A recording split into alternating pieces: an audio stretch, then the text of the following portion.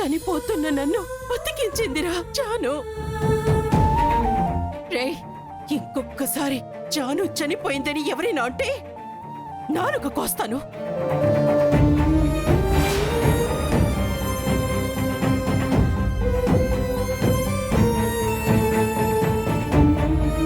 అది కాదమ్మా, నువ్వేదో రే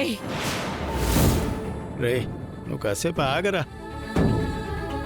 లక్ష్మి, వాడేదో తెలియక తొందరపడి మాట్లాడుతున్నాడు. నువ్వు అవేవి పట్టించుకోకు. పద, నువ్వు గదిలో రెస్ట్ తీసుకుందు. ఇదిగమ్మా, పద.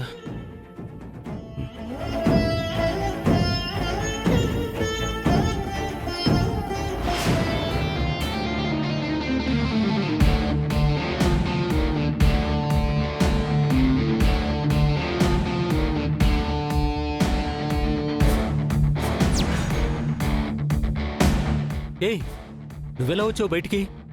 అలా వెళ్ళాను, ఇలా వచ్చాను. జానుని నేనేదో చేశానని తీసుకెళ్లారు కదా.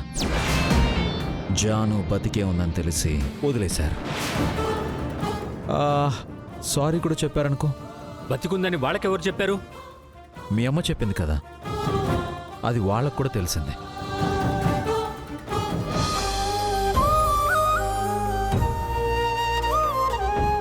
ఒక్క నిమిషం ఆగు. కూర్చో.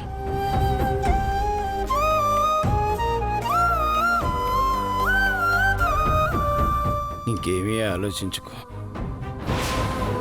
అత్తయ్య,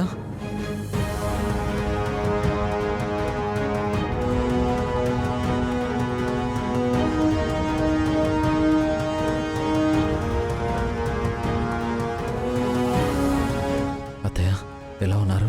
రా బాబు, కూర్చో.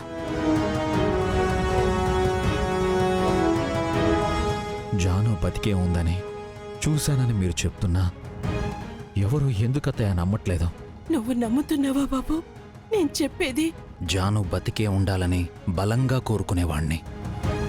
మీరు బతికుందని చెప్పాక నమ్మకుండా ఎలా ఉంటానత్తయ్య?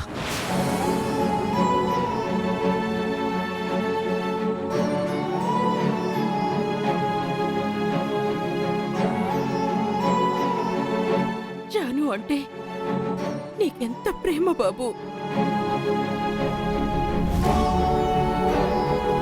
అవును, జాను ఎలా ఉంది అత్తయ్య? ఏడుస్తోంది బాబు. నా కోసం వచ్చింది, నన్ను బతికించింది. కానీ నేను మాట్లాడే లోపే ఎందుకో వెళ్ళిపోయింది. నాకు దొరికిపోవద్దని. ఏంటి బాబు? జాను ఎక్కడున్నా నేను తీసుకొస్తానత్తయ్య.